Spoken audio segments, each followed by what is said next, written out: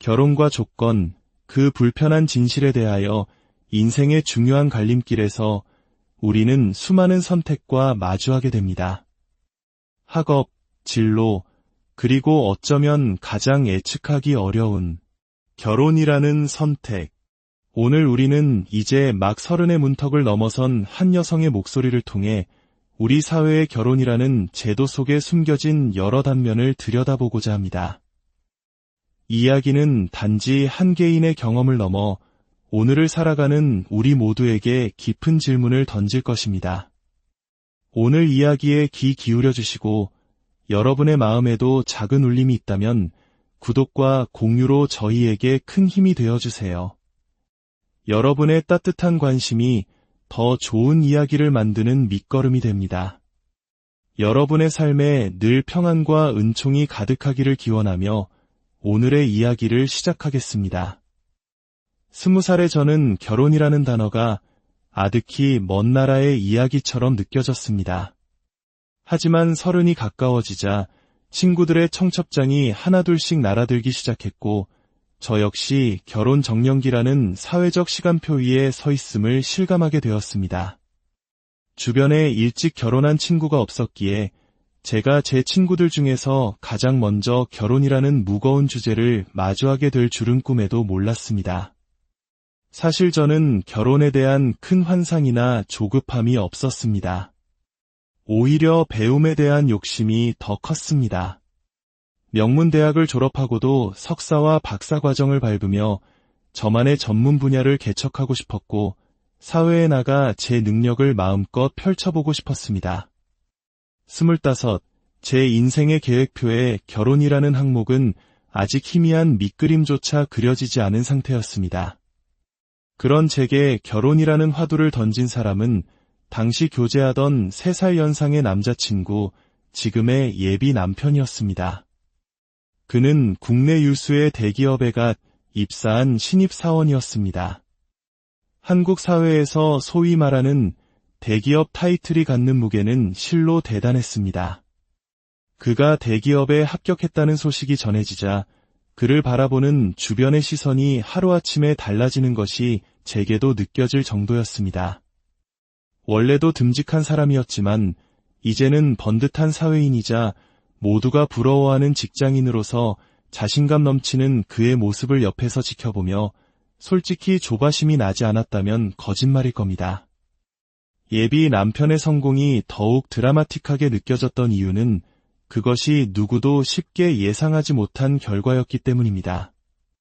그는 수도권의 4년제 대학을 나왔지만 흔히 말하는 최상위 명문대 출신은 아니었습니다. 재수까지 해서 입학했기에 동기들보다 한 살이 많았죠. 아마 주변 사람들은 그가 동기들 중에서 가장 먼저 그리고 가장 화려하게 취업에 성공하리라고는 생각지 못했을 겁니다. 그랬던 그가 모두의 예상을 깨고 대기업 합격이라는 쾌거를 이루었으니 사람들의 평가가 달라지는 것은 어쩌면 당연한 일이었습니다. 그리고 그는 마치 기다렸다는 듯이 그 성공을 발판 삼아 제게 결혼 이야기를 꺼냈습니다. 저는 연애 초반부터 분명히 선을 그어왔습니다. 저 역시 사회적으로 자리를 잡고 경제적으로 독립하기 전까지는 결혼할 생각이 없다고 말입니다. 하지만 이제 그는 1등 신랑감이라는 사회적 훈장을 얻었고 더 이상 제 앞에서 주눅들 필요가 없다고 생각했던 모양입니다. 반면 저는 당혹스러웠습니다. 당시 저는 졸업 논문과 취업 준비로 눈코 뜰 새 없이 바쁜 대학 졸업반이었습니다. 잠자는 시간을 쪼개가며 제 미래를 위해 치열하게 분투하던 시기에 결혼은 너무나도 낯선 이야기였습니다. 저는 결혼 후 가정주부로 안주할 생각이 추호도 없었습니다. 제 꿈을 위해 좋은 대학에 갔고 4년 내내 코피를 쏟아가며 학점을 관리했습니다. 그 모든 노력을 단지 대기업 다니는 남자를 잡기 위한 수단으로 끝내고 싶지는 않았습니다. 물론 그도 제 성격을 잘 알고 있었습니다. 내가 내 성격을 모르겠어? 설마 너를 집에만 있으라고 결혼하자고 하겠니? 오히려 내가 이제 안정적인 직장을 잡았으니까 너는 다른 걱정하지 말고 공부랑 취업 준비에만 전념하게 해주고 싶어서 그래. 그의 말이 진심이 아니라고 생각하지는 않습니다. 그는 평소에도 제게 다소 자신감이 없는 모습을 보이곤 했습니다. 내가 조금만 더 잘난 사람이었다면 너에게 더 큰 힘이 되어줬을 텐데 라는 말을 입버릇처럼 하던 사람이었으니까요. 돌이켜보면 그의 그런 모습은 저와 자신의 조건을 끊임없이 비교하며 느꼈을 열등감 때문이었을 겁니다. 저는 한국에서 이름만 대면 누구나 알만한 명문대학교 출신입니다. 부끄러운 이야기지만 학창 시절 내내 최상위권 성적을 유지했고 큰 어려움 없이 대학에 진학했습니다. 딸들이 배우고 싶어하는 것에는 지원을 아끼지 않으셨던 부모님 덕분이기도 했습니다. 지금은 돌아가신 아버지께서는 늘 배우고 싶은 게 있으면 망설이지 말고 아빠에게 말해라. 아빠가 무슨 수를 써서라도 우리 딸들 하고 싶은 거 다 하게 해줄게. 라며 든든한 버팀목이 되어주셨습니다. 부모님 덕분에 저는 예술, 음악, 체육 등 다양한 분야를 경험하며 학창 시절을 보냈습니다. 예체능 교육에 얼마나 많은 돈이 들어가는지는 자녀를 키워보신 분들이라면 잘 아실 겁니다. 모든 것에는 닷대가 있는 법이다. 나중에 후회하느니 지금 해보고 싶은 걸 마음껏 해보는 게 낫다. 이것이 저희 부모님의 교육 철학이셨습니다. 물론 여기에는 부지런히 일하셔서 넉넉한 환경을 만들어주신 부모님의 희생이 있었기에 가능한 일이었습니다. 하지만 부모님의 지원에는 명확한 원칙이 있었습니다. 이 모든 지원은 너희가 대학에 가기 전까지다. 성인이 되어 자신의 길을 정한 후부터는 너희의 삶은 너희가 스스로 책임져야 한다. 부모님께서는 저희가 성인이 된 이후에는 정서적으로나 경제적으로 완벽히 독립하기를 바라셨습니다. 저와 제 언니도 그것을 당연하게 여겼고 부모님의 재산 상태에 대해 묻거나 관심을 가진 적도 없었습니다. 언니는 대학 입학 후 스스로 아르바이트를 하며 생활비를 벌었고 저 역시 마찬가지였습니다. 등록금은 부모님께서 내주셨지만 그 외의 모든 비용은 제 손으로 해결했습니다. 예비 남편은 그런 저희 집안의 분위기를 무척 신기해했습니다. 우리 집 같았으면 그 정도 좋은 학교 갔으면 아마 온갖 지원을 다 해주셨을 텐데. 그의 말을 들으면 그의 부모님께서는 아들이 더 좋은 대학에 가지 못한 것을 늘 아쉬워하는 듯한 느낌을 받았습니다. 우리는 대학 연합 동아리에서 처음 만났습니다. 처음부터 제게 호감을 표현한 것은 그 사람이었습니다. 제 친구들은 가끔 농담처럼 너 같은 학교 사람 만났으면 더 좋은 대접받았을 텐데 라며 아쉬워했지만 저는 전혀 그렇게 생각하지 않았습니다. 하지만 그는 친구들의 그런 농담에 늘 작아졌고 저는 그런 그를 볼 때마다 마음이 아팠습니다. 그런 그가 대기업에 합격했으니 세상을 다 얻은 듯한 기분이었을 겁니다. 그리고 그 자신감으로 제게 청혼했습니다. 그의 마음을 이해 못하는 바는 아니었지만 아직 아무것도 이룬 것 없는 제가 섣불리 결혼을 결정할 수는 없었습니다. 하지만 그는 그 어느 때보다 진지했습니다. 내가 그동안 왜 그렇게 죽을 힘을 다해서 좋은 데 취업하려고 노력했는지 알아? 내 앞에서 좀 더 당당해져서 하루라도 빨리 너랑 결혼하고 싶어서 그랬던 거야. 몇 달에 걸친 그의 끈질기고 애절한 설득에 저 역시 그에 대한 마음이 컸기에 결국 마음이 흔들리고 말았습니다. 그래도 이것 하나는 분명히 해줘. 내가 오빠한테 일방적으로 생활비를 받거나 의지하는 일은 없을 거야. 나도 내 앞가림은 내가 할 수 있어. 저는 예비 남편에게 짐이 되는 존재가 되고 싶지 않았습니다. 결혼을 하더라도 제 인생의 계획은 변함없이 추진해 나갈 생각이었습니다. 하지만 어른들의 생각은 달랐습니다. 특히 예비 시어머니의 생각은 제 생각과 완전히 정반대였습니다. 첫 만남의 자리, 예비 시어머니는 제게 대놓고 직격탄을 날리셨습니다. 솔직히 내가 처음 얘기 듣고 좀 놀라긴 했어. 그렇게 명문대 다니는 여자친구라고 자랑을 하더니 졸업했다면서 아직 취업도 안 했다며? 요즘 세상에 남자 혼자 벌어서 어떻게 살아? 명문대식이나 나와서 일도 안 하고 논다는데 내 입장에서야 마냥 반길 수만은 없지. 창피함에 얼굴이 불타오르는 것 같았습니다. 태어나서 누군가에게 이토록 자존심이 상해본 것은 처음이었습니다. 이런 모욕을 당할까봐 그렇게 결혼을 망설였는데 결국 이런 대접을 받게 되다니. 수치심에 귀까지 빨개진 저를 보며 예비 남편이 더 당황해서 어쩔 줄 몰라 했습니다. 엄마, 미리 얘기 다 했잖아. 애 이제 와서 그런 소리를 해. 너는 가만히 좀 있어봐. 결혼이 애들 장난인 줄 알아? 너 이제 겨우 신입사원이고 모아놓은 돈도 없는데 신혼집은 무슨 돈으로 구하고 앞으로 생활은 어떻게 할 건데. 말투는 거칠었지만 예비 시어머니의 말이 완전히 틀린 것은 아니었습니다. 저 역시 똑같은 고민을 했기에 결혼을 늦추려 했던 것이니까요. 하지만 이미 엎질러진 물이었습니다. 저는 애써 마음을 가라앉히고 준비했던 말을 꺼냈습니다. 어머님, 비록 제가 아직 안정적인 직업을 가진 것은 아니지만 현우 씨 혼자 고생하게 만드는 일은 절대 없을 거예요. 지금도 제 생활비는 제가 벌어서 쓰고 있고 앞으로 진학이나 취업에 드는 비용 역시 제가 모아둔 돈과 앞으로 벌 돈으로 해결할 계획이니 너무 걱정하지 않으셨으면 좋겠습니다.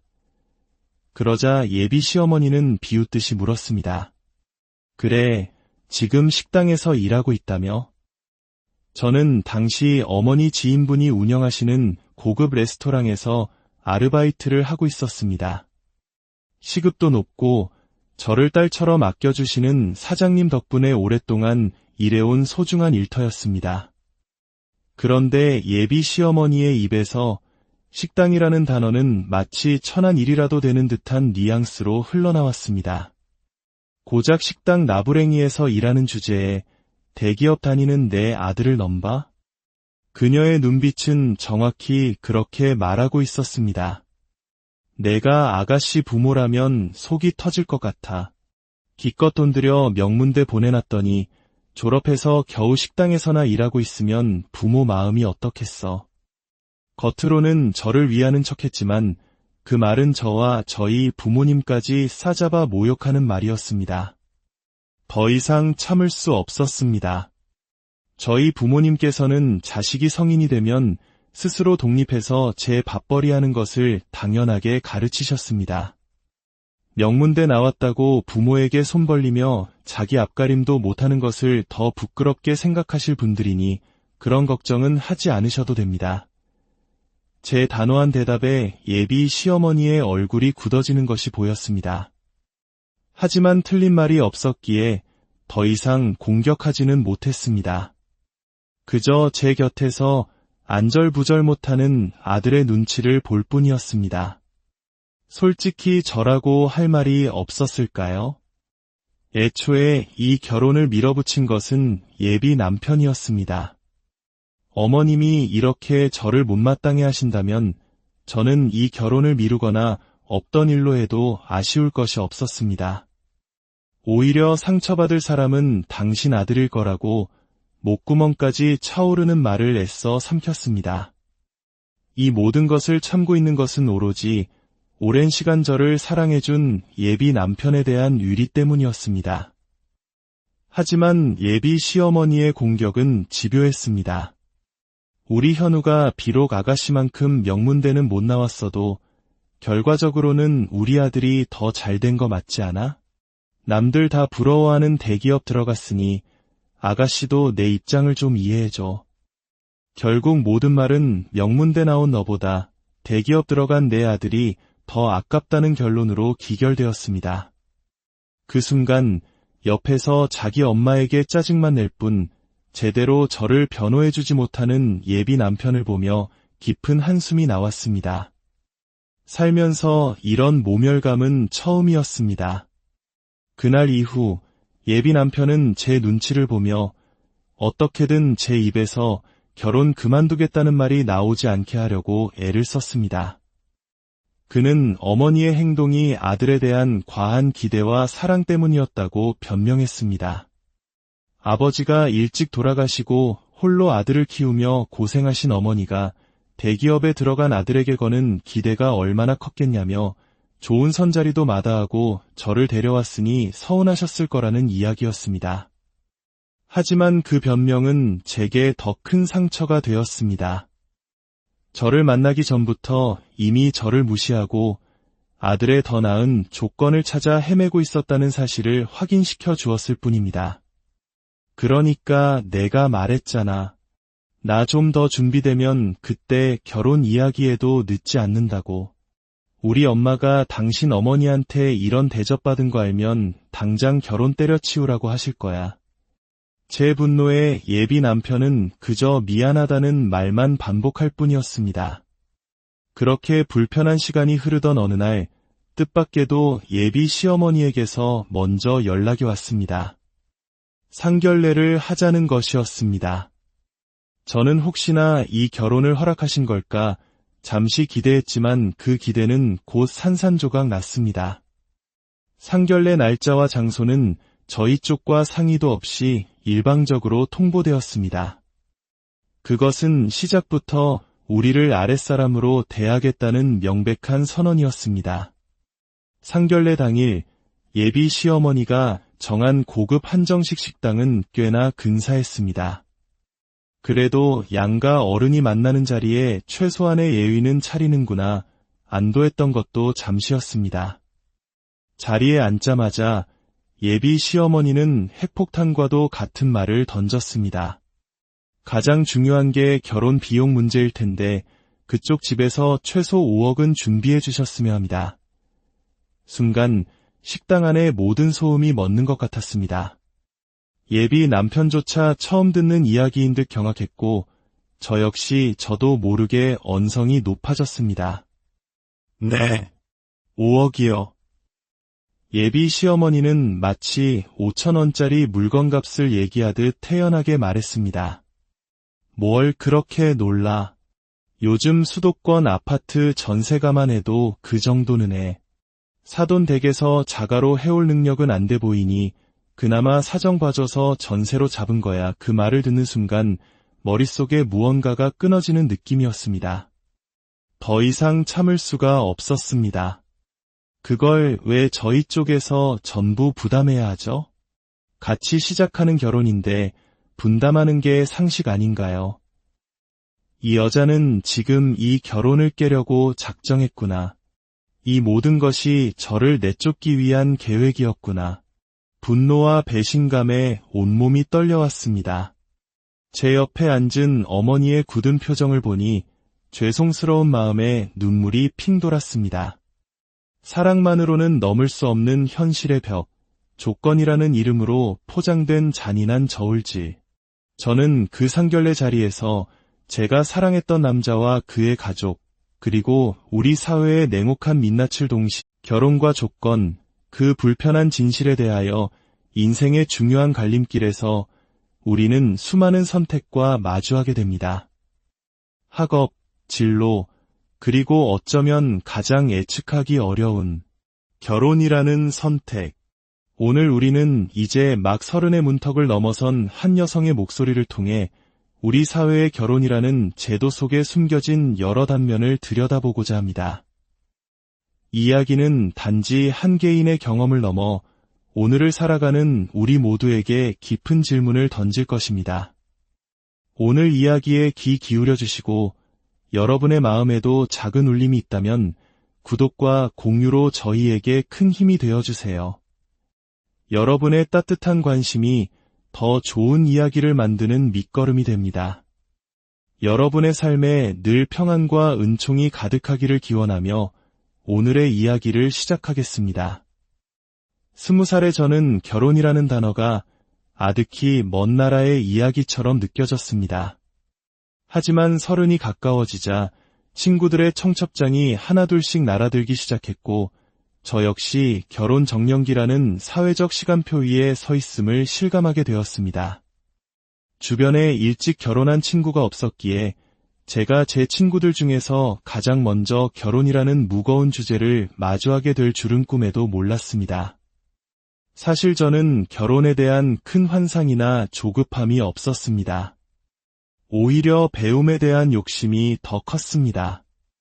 명문대학을 졸업하고도 석사와 박사 과정을 밟으며 저만의 전문 분야를 개척하고 싶었고 사회에 나가 제 능력을 마음껏 펼쳐보고 싶었습니다. 25, 제 인생의 계획표에 결혼이라는 항목은 아직 희미한 밑그림조차 그려지지 않은 상태였습니다. 그런 제게 결혼이라는 화두를 던진 사람은 당시 교제하던 3살 연상의 남자친구, 지금의 예비 남편이었습니다. 그는 국내 유수의 대기업에 갓 입사한 신입사원이었습니다. 한국 사회에서 소위 말하는 대기업 타이틀이 갖는 무게는 실로 대단했습니다. 그가 대기업에 합격했다는 소식이 전해지자 그를 바라보는 주변의 시선이 하루아침에 달라지는 것이 제게도 느껴질 정도였습니다. 원래도 듬직한 사람이었지만 이제는 번듯한 사회인이자 모두가 부러워하는 직장인으로서 자신감 넘치는 그의 모습을 옆에서 지켜보며 솔직히 조바심이 나지 않았다면 거짓말일 겁니다. 예비 남편의 성공이 더욱 드라마틱하게 느껴졌던 이유는 그것이 누구도 쉽게 예상하지 못한 결과였기 때문입니다. 그는 수도권의 4년제 대학을 나왔지만 흔히 말하는 최상위 명문대 출신은 아니었습니다. 재수까지 해서 입학했기에 동기들보다 한 살이 많았죠. 아마 주변 사람들은 그가 동기들 중에서 가장 먼저 그리고 가장 화려하게 취업에 성공하리라고는 생각지 못했을 겁니다. 그랬던 그가 모두의 예상을 깨고 대기업 합격이라는 쾌거를 이루었으니 사람들의 평가가 달라지는 것은 어쩌면 당연한 일이었습니다. 그리고 그는 마치 기다렸다는 듯이 그 성공을 발판 삼아 제게 결혼 이야기를 꺼냈습니다. 저는 연애 초반부터 분명히 선을 그어왔습니다. 저 역시 사회적으로 자리를 잡고 경제적으로 독립하기 전까지는 결혼할 생각이 없다고 말입니다. 하지만 이제 그는 1등 신랑감이라는 사회적 훈장을 얻었고 더 이상 제 앞에서 주눅들 필요가 없다고 생각했던 모양입니다. 반면 저는 당혹스러웠습니다. 당시 저는 졸업 논문과 취업 준비로 눈코 뜰 새 없이 바쁜 대학 졸업반이었습니다. 잠자는 시간을 쪼개가며 제 미래를 위해 치열하게 분투하던 시기에 결혼은 너무나도 낯선 이야기였습니다. 저는 결혼 후 가정주부로 안주할 생각이 추호도 없었습니다. 제 꿈을 위해 좋은 대학에 갔고 4년 내내 코피를 쏟아가며 학점을 관리했습니다. 그 모든 노력을 단지 대기업 다니는 남자를 잡기 위한 수단으로 끝내고 싶지는 않았습니다. 물론 그도 제 성격을 잘 알고 있었습니다. 내가 내 성격을 모르겠어? 설마 너를 집에만 있으라고 결혼하자고 하겠니? 오히려 내가 이제 안정적인 직장을 잡았으니까 너는 다른 걱정하지 말고 공부랑 취업 준비에만 전념하게 해주고 싶어서 그래. 그의 말이 진심이 아니라고 생각하지는 않습니다. 그는 평소에도 제게 다소 자신감이 없는 모습을 보이곤 했습니다. 내가 조금만 더 잘난 사람이었다면 너에게 더 큰 힘이 되어줬을 텐데 라는 말을 입버릇처럼 하던 사람이었으니까요. 돌이켜보면 그의 그런 모습은 저와 자신의 조건을 끊임없이 비교하며 느꼈을 열등감 때문이었을 겁니다. 저는 한국에서 이름만 대면 누구나 알만한 명문대학교 출신입니다. 부끄러운 이야기지만 학창 시절 내내 최상위권 성적을 유지했고 큰 어려움 없이 대학에 진학했습니다. 딸들이 배우고 싶어하는 것에는 지원을 아끼지 않으셨던 부모님 덕분이기도 했습니다. 지금은 돌아가신 아버지께서는 늘 배우고 싶은 게 있으면 망설이지 말고 아빠에게 말해라. 아빠가 무슨 수를 써서라도 우리 딸들 하고 싶은 거 다 하게 해줄게. 라며 든든한 버팀목이 되어주셨습니다. 부모님 덕분에 저는 예술, 음악, 체육 등 다양한 분야를 경험하며 학창시절을 보냈습니다. 예체능 교육에 얼마나 많은 돈이 들어가는지는 자녀를 키워보신 분들이라면 잘 아실 겁니다. 모든 것에는 닷대가 있는 법이다. 나중에 후회하느니 지금 해보고 싶은 걸 마음껏 해보는 게 낫다. 이것이 저희 부모님의 교육 철학이셨습니다. 물론 여기에는 부지런히 일하셔서 넉넉한 환경을 만들어주신 부모님의 희생이 있었기에 가능한 일이었습니다. 하지만 부모님의 지원에는 명확한 원칙이 있었습니다. 이 모든 지원은 너희가 대학에 가기 전까지다. 성인이 되어 자신의 길을 정한 후부터는 너희의 삶은 너희가 스스로 책임져야 한다. 부모님께서는 저희가 성인이 된 이후에는 정서적으로나 경제적으로 완벽히 독립하기를 바라셨습니다. 저와 제 언니도 그것을 당연하게 여겼고 부모님의 재산 상태에 대해 묻거나 관심을 가진 적도 없었습니다. 언니는 대학 입학 후 스스로 아르바이트를 하며 생활비를 벌었고 저 역시 마찬가지였습니다. 등록금은 부모님께서 내주셨지만 그 외의 모든 비용은 제 손으로 해결했습니다. 예비 남편은 그런 저희 집안의 분위기를 무척 신기해했습니다. 우리 집 같았으면 그 정도 좋은 학교 갔으면 아마 온갖 지원을 다 해주셨을 텐데. 그의 말을 들으면 그의 부모님께서는 아들이 더 좋은 대학에 가지 못한 것을 늘 아쉬워하는 듯한 느낌을 받았습니다. 우리는 대학 연합 동아리에서 처음 만났습니다. 처음부터 제게 호감을 표현한 것은 그 사람이었습니다. 제 친구들은 가끔 농담처럼 너 같은 학교 사람 만났으면 더 좋은 대접받았을 텐데 라며 아쉬워했지만 저는 전혀 그렇게 생각하지 않았습니다. 하지만 그는 친구들의 그런 농담에 늘 작아졌고 저는 그런 그를 볼 때마다 마음이 아팠습니다. 그런 그가 대기업에 합격했으니 세상을 다 얻은 듯한 기분이었을 겁니다. 그리고 그 자신감으로 제게 청혼했습니다. 그의 마음을 이해 못하는 바는 아니었지만 아직 아무것도 이룬 것 없는 제가 섣불리 결혼을 결정할 수는 없었습니다. 하지만 그는 그 어느 때보다 진지했습니다. 내가 그동안 왜 그렇게 죽을 힘을 다해서 좋은 데 취업하려고 노력했는지 알아? 내 앞에서 좀 더 당당해져서 하루라도 빨리 너랑 결혼하고 싶어서 그랬던 거야. 몇 달에 걸친 그의 끈질기고 애절한 설득에 저 역시 그에 대한 마음이 컸기에 결국 마음이 흔들리고 말았습니다. 그래도 이것 하나는 분명히 해줘. 내가 오빠한테 일방적으로 생활비를 받거나 의지하는 일은 없을 거야. 나도 내 앞가림은 내가 할 수 있어. 저는 예비 남편에게 짐이 되는 존재가 되고 싶지 않았습니다. 결혼을 하더라도 제 인생의 계획은 변함없이 추진해 나갈 생각이었습니다. 하지만 어른들의 생각은 달랐습니다. 특히 예비 시어머니의 생각은 제 생각과 완전히 정반대였습니다. 첫 만남의 자리, 예비 시어머니는 제게 대놓고 직격탄을 날리셨습니다. 솔직히 내가 처음 얘기 듣고 좀 놀라긴 했어. 그렇게 명문대 다니는 여자친구라고 자랑을 하더니 졸업했다면서 아직 취업도 안 했다며? 요즘 세상에 남자 혼자 벌어서 어떻게 살아? 명문대식이나 나와서 일도 안 하고 논다는데 내 입장에서야 마냥 반길 수만은 없지. 창피함에 얼굴이 불타오르는 것 같았습니다. 태어나서 누군가에게 이토록 자존심이 상해본 것은 처음이었습니다. 이런 모욕을 당할까봐 그렇게 결혼을 망설였는데 결국 이런 대접을 받게 되다니. 수치심에 귀까지 빨개진 저를 보며 예비 남편이 더 당황해서 어쩔 줄 몰라 했습니다.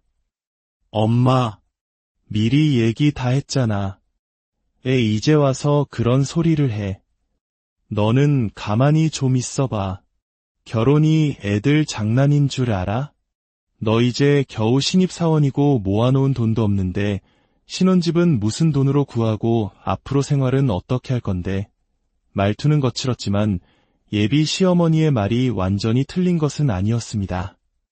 저 역시 똑같은 고민을 했기에 결혼을 늦추려 했던 것이니까요. 하지만 이미 엎질러진 물이었습니다. 저는 애써 마음을 가라앉히고 준비했던 말을 꺼냈습니다. 어머님, 비록 제가 아직 안정적인 직업을 가진 것은 아니지만 현우 씨 혼자 고생하게 만드는 일은 절대 없을 거예요. 지금도 제 생활비는 제가 벌어서 쓰고 있고 앞으로 진학이나 취업에 드는 비용 역시 제가 모아둔 돈과 앞으로 벌 돈으로 해결할 계획이니 너무 걱정하지 않으셨으면 좋겠습니다. 그러자 예비 시어머니는 비웃듯이 물었습니다. 그래, 지금 식당에서 일하고 있다며? 저는 당시 어머니 지인분이 운영하시는 고급 레스토랑에서 아르바이트를 하고 있었습니다. 시급도 높고 저를 딸처럼 아껴주시는 사장님 덕분에 오랫동안 일해온 소중한 일터였습니다. 그런데 예비 시어머니의 입에서 식당이라는 단어는 마치 천한 일이라도 되는 듯한 뉘앙스로 흘러나왔습니다. 고작 식당 나부랭이에서 일하는 주제에 대기업 다니는 내 아들을 넘봐? 그녀의 눈빛은 정확히 그렇게 말하고 있었습니다. 내가 아가씨 부모라면 속이 터질 것 같아. 기껏 돈 들여 명문대 보내놨더니 졸업해서 겨우 식당에서나 일하고 있으면 부모 마음이 어떻겠어. 겉으로는 저를 위하는 척했지만 그 말은 저와 저희 부모님까지 싸잡아 모욕하는 말이었습니다. 더 이상 참을 수 없었습니다.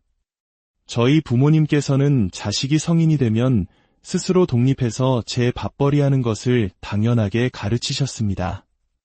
명문대 나왔다고 부모에게 손 벌리며 자기 앞가림도 못하는 것을 더 부끄럽게 생각하실 분들이니 그런 걱정은 하지 않으셔도 됩니다. 제 단호한 대답에 예비 시어머니의 얼굴이 굳어지는 것이 보였습니다. 하지만 틀린 말이 없었기에 더 이상 공격하지는 못했습니다. 그저 제 곁에서 안절부절 못하는 아들의 눈치를 볼 뿐이었습니다. 솔직히 저라고 할 말이 없었을까요? 애초에 이 결혼을 밀어붙인 것은 예비 남편이었습니다.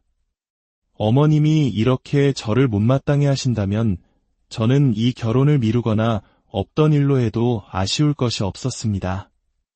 오히려 상처받을 사람은 당신 아들일 거라고 목구멍까지 차오르는 말을 애써 삼켰습니다. 이 모든 것을 참고 있는 것은 오로지 오랜 시간 저를 사랑해준 예비 남편에 대한 유리 때문이었습니다. 하지만 예비 시어머니의 공격은 집요했습니다. 우리 현우가 비록 아가씨만큼 명문대는 못 나왔어도 결과적으로는 우리 아들이 더 잘된 거 맞지 않아? 남들 다 부러워하는 대기업 들어갔으니 아가씨도 내 입장을 좀 이해해줘. 결국 모든 말은 명문대 나온 너보다 대기업 들어간 내 아들이 더 아깝다는 결론으로 기결되었습니다. 그 순간 옆에서 자기 엄마에게 짜증만 낼 뿐 제대로 저를 변호해주지 못하는 예비 남편을 보며 깊은 한숨이 나왔습니다. 살면서 이런 모멸감은 처음이었습니다. 그날 이후 예비 남편은 제 눈치를 보며 어떻게든 제 입에서 결혼 그만두겠다는 말이 나오지 않게 하려고 애를 썼습니다. 그는 어머니의 행동이 아들에 대한 과한 기대와 사랑 때문이었다고 변명했습니다. 아버지가 일찍 돌아가시고 홀로 아들을 키우며 고생하신 어머니가 대기업에 들어간 아들에게 거는 기대가 얼마나 컸겠냐며 좋은 선자리도 마다하고 저를 데려왔으니 서운하셨을 거라는 이야기였습니다. 하지만 그 변명은 제게 더 큰 상처가 되었습니다. 저를 만나기 전부터 이미 저를 무시하고 아들의 더 나은 조건을 찾아 헤매고 있었다는 사실을 확인시켜 주었을 뿐입니다. 그러니까 내가 말했잖아. 나 좀 더 준비되면 그때 결혼 이야기해도 늦지 않는다고. 우리 엄마가 당신 어머니한테 이런 대접받은 거 알면 당장 결혼 때려치우라고 하실 거야. 제 분노에 예비 남편은 그저 미안하다는 말만 반복할 뿐이었습니다. 그렇게 불편한 시간이 흐르던 어느 날, 뜻밖에도 예비 시어머니에게서 먼저 연락이 왔습니다. 상견례를 하자는 것이었습니다. 저는 혹시나 이 결혼을 허락하신 걸까 잠시 기대했지만 그 기대는 곧 산산조각 났습니다. 상견례 날짜와 장소는 저희 쪽과 상의도 없이 일방적으로 통보되었습니다. 그것은 시작부터 우리를 아랫사람으로 대하겠다는 명백한 선언이었습니다. 상견례 당일 예비 시어머니가 정한 고급 한정식 식당은 꽤나 근사했습니다. 그래도 양가 어른이 만나는 자리에 최소한의 예의는 차리는구나 안도했던 것도 잠시였습니다. 자리에 앉자마자 예비 시어머니는 핵폭탄과도 같은 말을 던졌습니다. 가장 중요한 게 결혼 비용 문제일 텐데 그쪽 집에서 최소 5억은 준비해 주셨으면 합니다. 순간 식당 안에 모든 소음이 멎는 것 같았습니다. 예비 남편조차 처음 듣는 이야기인 듯 경악했고 저 역시 저도 모르게 언성이 높아졌습니다. 네, 5억이요. 예비 시어머니는 마치 5,000원짜리 물건값을 얘기하듯 태연하게 말했습니다. 뭘 그렇게 놀라. 요즘 수도권 아파트 전세가만 해도 그 정도는 해. 사돈 댁에서 자가로 해올 능력은 안 돼 보이니 그나마 사정 봐줘서 전세로 잡은 거야. 그 말을 듣는 순간 머릿속에 무언가가 끊어지는 느낌이었습니다. 더 이상 참을 수가 없었습니다. 그걸 왜 저희 쪽에서 전부 부담해야 하죠? 같이 시작하는 결혼인데 분담하는 게 상식 아닌가요? 이 여자는 지금 이 결혼을 깨려고 작정했구나. 이 모든 것이 저를 내쫓기 위한 계획이었구나. 분노와 배신감에 온몸이 떨려왔습니다. 제 옆에 앉은 어머니의 굳은 표정을 보니 죄송스러운 마음에 눈물이 핑 돌았습니다. 사랑만으로는 넘을 수 없는 현실의 벽, 조건이라는 이름으로 포장된 잔인한 저울질. 저는 그 상견례 자리에서 제가 사랑했던 남자와 그의 가족, 그리고 우리 사회의 냉혹한 민낯을 동시에 결혼과 조건, 그 불편한 진실에 대하여 인생의 중요한 갈림길에서 우리는 수많은 선택과 마주하게 됩니다. 학업, 진로, 그리고 어쩌면 가장 예측하기 어려운 결혼이라는 선택. 오늘 우리는 이제 막 30의 문턱을 넘어선 한 여성의 목소리를 통해 우리 사회의 결혼이라는 제도 속에 숨겨진 여러 단면을 들여다보고자 합니다. 이야기는 단지 한 개인의 경험을 넘어 오늘을 살아가는 우리 모두에게 깊은 질문을 던질 것입니다. 오늘 이야기에 귀 기울여 주시고 여러분의 마음에도 작은 울림이 있다면 구독과 공유로 저희에게 큰 힘이 되어주세요. 여러분의 따뜻한 관심이 더 좋은 이야기를 만드는 밑거름이 됩니다. 여러분의 삶에 늘 평안과 은총이 가득하기를 기원하며 오늘의 이야기를 시작하겠습니다. 20살의 저는 결혼이라는 단어가 아득히 먼 나라의 이야기처럼 느껴졌습니다. 하지만 30이 가까워지자 친구들의 청첩장이 하나둘씩 날아들기 시작했고 저 역시 결혼 정년기라는 사회적 시간표 위에 서 있음을 실감하게 되었습니다. 주변에 일찍 결혼한 친구가 없었기에 제가 제 친구들 중에서 가장 먼저 결혼이라는 무거운 주제를 마주하게 될 줄은 꿈에도 몰랐습니다. 사실 저는 결혼에 대한 큰 환상이나 조급함이 없었습니다. 오히려 배움에 대한 욕심이 더 컸습니다. 명문대학을 졸업하고도 석사와 박사 과정을 밟으며 저만의 전문 분야를 개척하고 싶었고 사회에 나가 제 능력을 마음껏 펼쳐보고 싶었습니다. 25, 제 인생의 계획표에 결혼이라는 항목은 아직 희미한 밑그림조차 그려지지 않은 상태였습니다. 그런 제게 결혼이라는 화두를 던진 사람은 당시 교제하던 3살 연상의 남자친구, 지금의 예비 남편이었습니다. 그는 국내 유수의 대기업에 갓 입사한 신입사원이었습니다. 한국 사회에서 소위 말하는 대기업 타이틀이 갖는 무게는 실로 대단했습니다. 그가 대기업에 합격했다는 소식이 전해지자 그를 바라보는 주변의 시선이 하루아침에 달라지는 것이 제게도 느껴질 정도였습니다. 원래도 듬직한 사람이었지만 이제는 번듯한 사회인이자 모두가 부러워하는 직장인으로서 자신감 넘치는 그의 모습을 옆에서 지켜보며 솔직히 조바심이 나지 않았다면 거짓말일 겁니다. 예비 남편의 성공이 더욱 드라마틱하게 느껴졌던 이유는 그것이 누구도 쉽게 예상하지 못한 결과였기 때문입니다. 그는 수도권의 4년제 대학을 나왔지만 흔히 말하는 최상위 명문대 출신은 아니었습니다. 재수까지 해서 입학했기에 동기들보다 한 살이 많았죠. 아마 주변 사람들은 그가 동기들 중에서 가장 먼저 그리고 가장 화려하게 취업에 성공하리라고는 생각지 못했을 겁니다. 그랬던 그가 모두의 예상을 깨고 대기업 합격이라는 쾌거를 이루었으니 사람들의 평가가 달라지는 것은 어쩌면 당연한 일이었습니다. 그리고 그는 마치 기다렸다는 듯이 그 성공을 발판 삼아 제게 결혼 이야기를 꺼냈습니다. 저는 연애 초반부터 분명히 선을 그어왔습니다. 저 역시 사회적으로 자리를 잡고 경제적으로 독립하기 전까지는 결혼할 생각이 없다고 말입니다. 하지만 이제 그는 1등 신랑감이라는 사회적 훈장을 얻었고 더 이상 제 앞에서 주눅들 필요가 없다고 생각했던 모양입니다. 반면 저는 당혹스러웠습니다. 당시 저는 졸업 논문과 취업 준비로 눈코 뜰 새 없이 바쁜 대학 졸업반이었습니다. 잠자는 시간을 쪼개가며 제 미래를 위해 치열하게 분투하던 시기에 결혼은 너무나도 낯선 이야기였습니다. 저는 결혼 후 가정주부로 안주할 생각이 추호도 없었습니다. 제 꿈을 위해 좋은 대학에 갔고 4년 내내 코피를 쏟아가며 학점을 관리했습니다.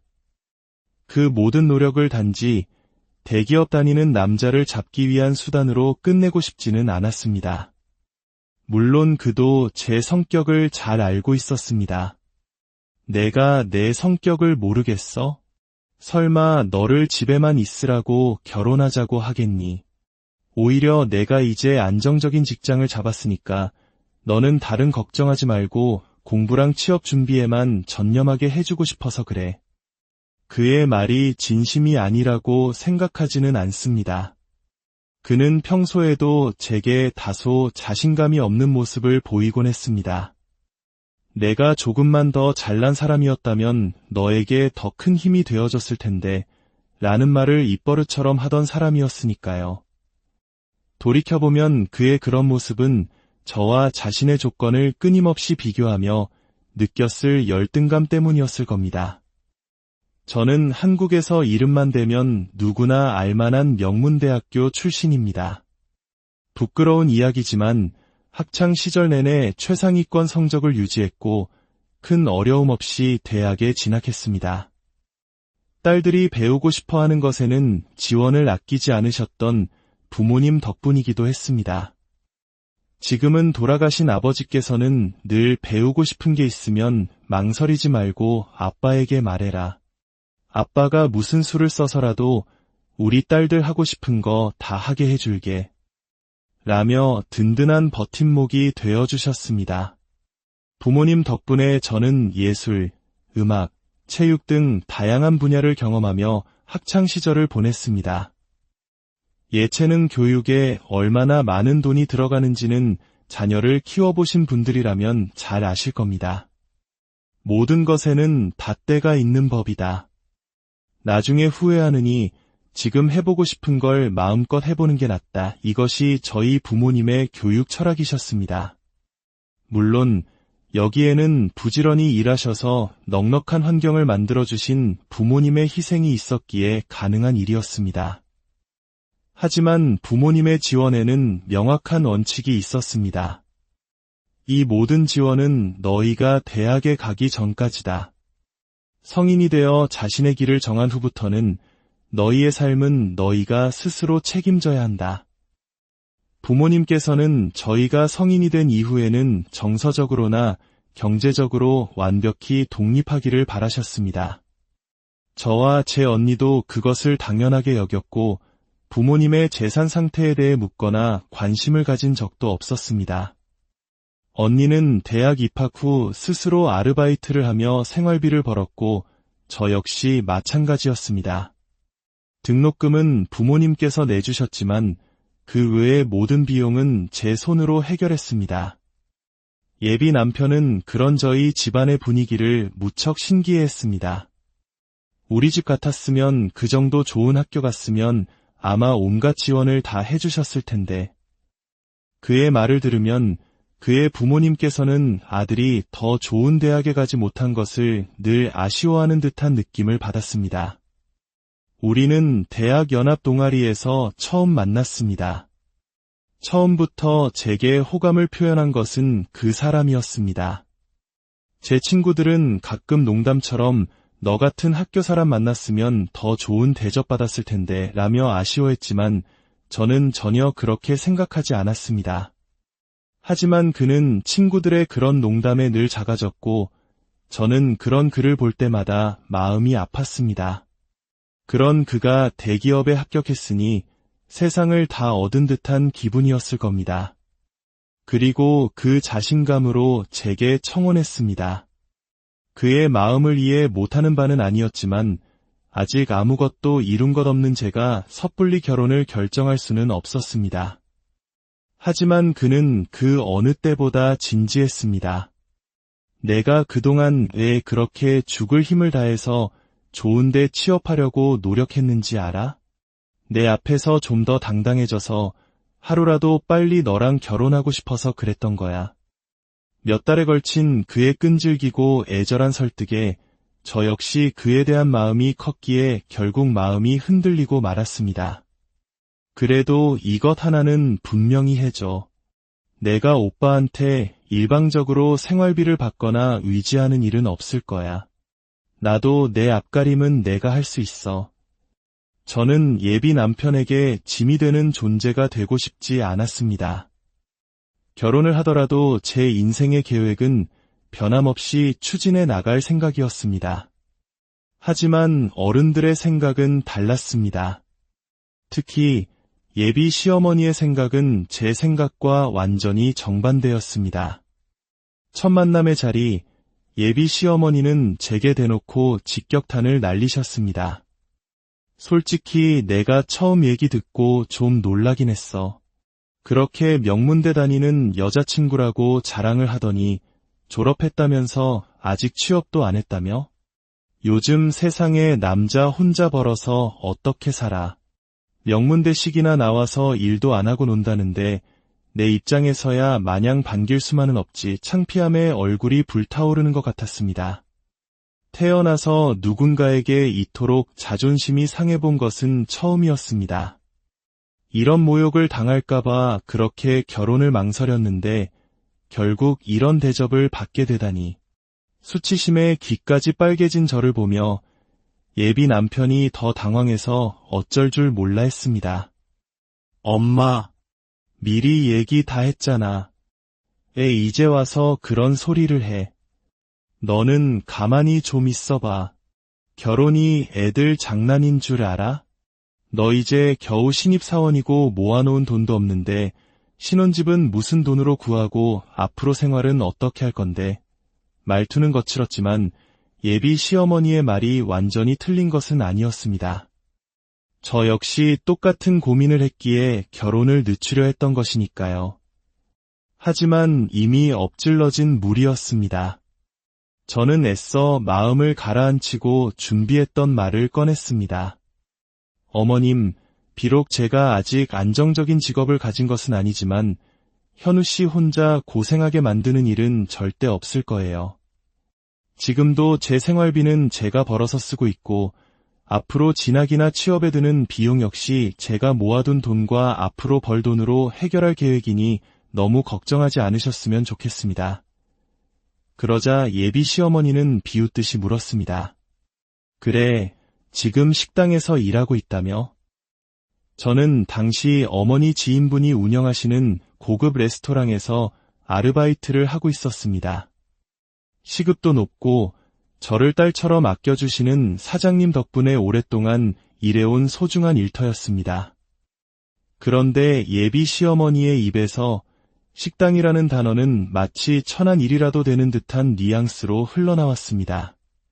고작 식당 나부랭이에서 일하는 주제에 대기업 다니는 내 아들을 넘봐? 그녀의 눈빛은 정확히 그렇게 말하고 있었습니다. 내가 아가씨 부모라면 속이 터질 것 같아. 기껏 돈 들여 명문대 보내놨더니 졸업해서 겨우 식당에서나 일하고 있으면 부모 마음이 어떻겠어. 겉으로는 저를 위하는 척했지만 그 말은 저와 저희 부모님까지 싸잡아 모욕하는 말이었습니다. 더 이상 참을 수 없었습니다. 저희 부모님께서는 자식이 성인이 되면 스스로 독립해서 제 밥벌이하는 것을 당연하게 가르치셨습니다. 명문대 나왔다고 부모에게 손 벌리며 자기 앞가림도 못하는 것을 더 부끄럽게 생각하실 분들이니 그런 걱정은 하지 않으셔도 됩니다. 제 단호한 대답에 예비 시어머니의 얼굴이 굳어지는 것이 보였습니다. 하지만 틀린 말이 없었기에 더 이상 공격하지는 못했습니다. 그저 제 곁에서 안절부절 못하는 아들의 눈치를 볼 뿐이었습니다. 솔직히 저라고 할 말이 없었을까요? 애초에 이 결혼을 밀어붙인 것은 예비 남편이었습니다. 어머님이 이렇게 저를 못마땅해 하신다면 저는 이 결혼을 미루거나 없던 일로 해도 아쉬울 것이 없었습니다. 오히려 상처받을 사람은 당신 아들일 거라고 목구멍까지 차오르는 말을 애써 삼켰습니다.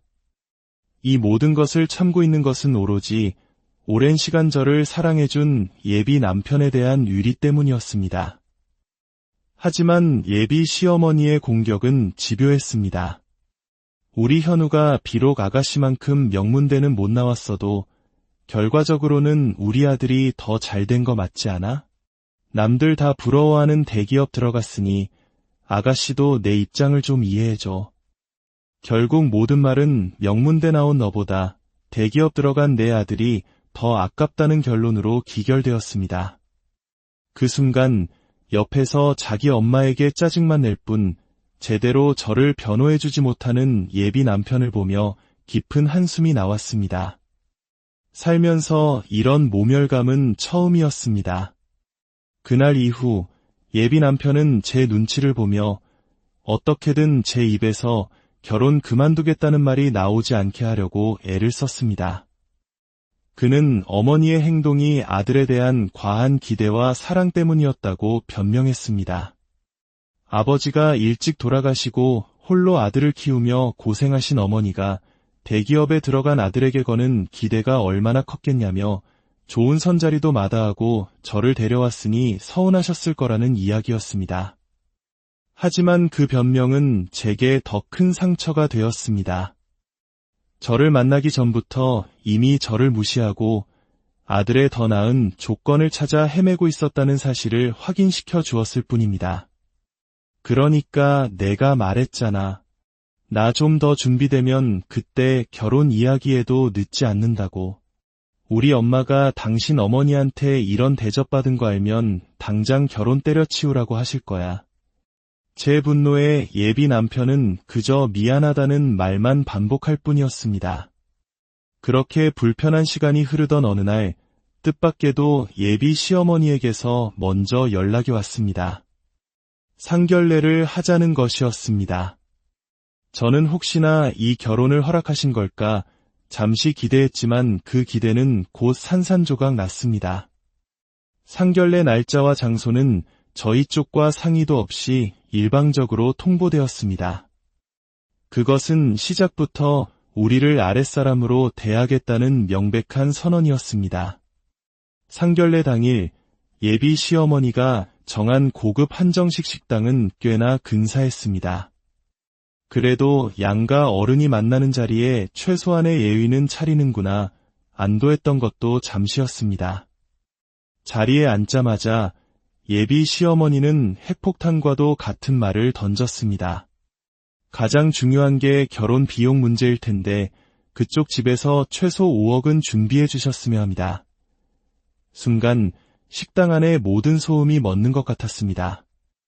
예비 남편조차 처음 듣는 이야기인 듯 경악했고 저 역시 저도 모르게 언성이 높아졌습니다. 네, 5억이요. 예비 시어머니는 마치 5,000원짜리 물건값을 얘기하듯 태연하게 말했습니다. 뭘 그렇게 놀라. 요즘 수도권 아파트 전세가만 해도 그 정도는 해. 사돈 댁에서 자가로 해올 능력은 안 돼 보이니 그나마 사정 봐줘서 전세로 잡은 거야. 그 말을 듣는 순간 머릿속에 무언가가 끊어지는 느낌이었습니다. 더 이상 참을 수가 없었습니다. 그걸 왜 저희 쪽에서 전부 부담해야 하죠? 같이 시작하는 결혼인데 분담하는 게 상식 아닌가요? 이 여자는 지금 이 결혼을 깨려고 작정했구나. 이 모든 것이 저를 내쫓기 위한 계획이었구나. 분노와 배신감에 온몸이 떨려왔습니다. 제 옆에 앉은 어머니의 굳은 표정을 보니 죄송스러운 마음에 눈물이 핑 돌았습니다. 사랑만으로는 넘을 수 없는 현실의 벽, 조건이라는 이름으로 포장된 잔인한 저울질. 저는 그 상견례 자리에서 제가 사랑했던 남자와 그의 가족, 그리고 우리 사회의 냉혹한 민낯을 동시에 결혼과 조건, 그 불편한 진실에 대하여 인생의 중요한 갈림길에서 우리는 수많은 선택과 마주하게 됩니다. 학업, 진로, 그리고 어쩌면 가장 예측하기 어려운 결혼이라는 선택. 오늘 우리는 이제 막 30의 문턱을 넘어선 한 여성의 목소리를 통해 우리 사회의 결혼이라는 제도 속에 숨겨진 여러 단면을 들여다보고자 합니다. 이야기는 단지 한 개인의 경험을 넘어 오늘을 살아가는 우리 모두에게 깊은 질문을 던질 것입니다.